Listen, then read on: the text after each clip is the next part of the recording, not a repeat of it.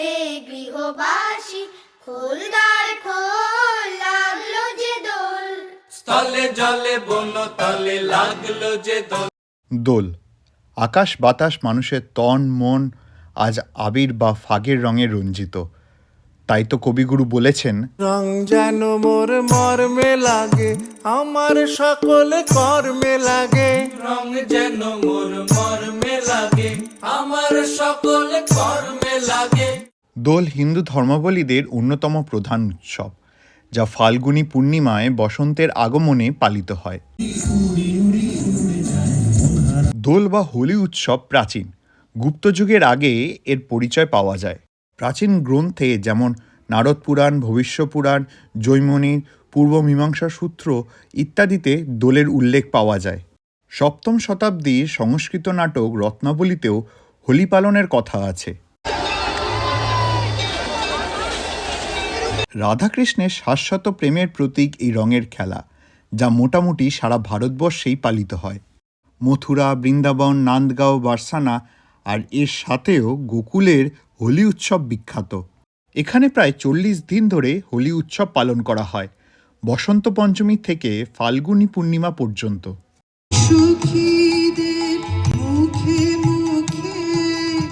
মানুষের বিশ্বাস, ফাল্গুনী পূর্ণিমার দিন শ্রীকৃষ্ণ বৃন্দাবনে রাধা ও তার বাকি সখীদের সাথে রঙের খেলায় মেতে উঠেছিলেন। বাংলায় নবদ্বীপ, মায়াপুর, শান্তিনিকেতন এবং শান্তিপুরের দোল উৎসব বিখ্যাত। নবদ্বীপে দোল পূর্ণিমার পরে তৃতীয়া, চতুর্থী, সপ্তমী ও দশমীতেও রং খেলা হয়। বিশেষ করে শান্তিপুরে দোল পূর্ণিমা ছাড়াও প্রতিবাদ, পঞ্চমী, সপ্তমীতেও দোল হয়, এমনকি রামনবমীতেও।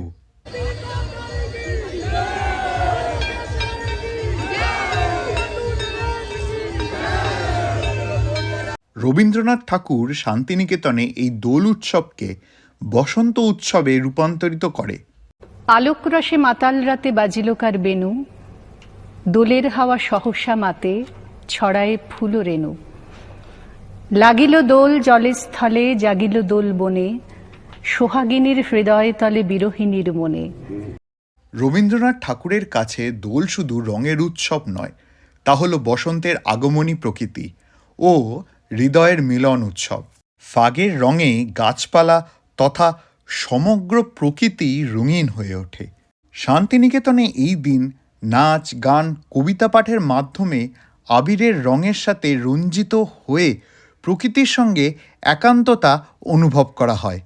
রবীন্দ্রনাথ ঠাকুরের ভাষায়, রাঙিয়ে দিয়ে যাও যাও যাও গো এবার, যাবার আগে রাঙিয়ে দিয়ে যাও যাও যাও গো এবার, যাবার আগে।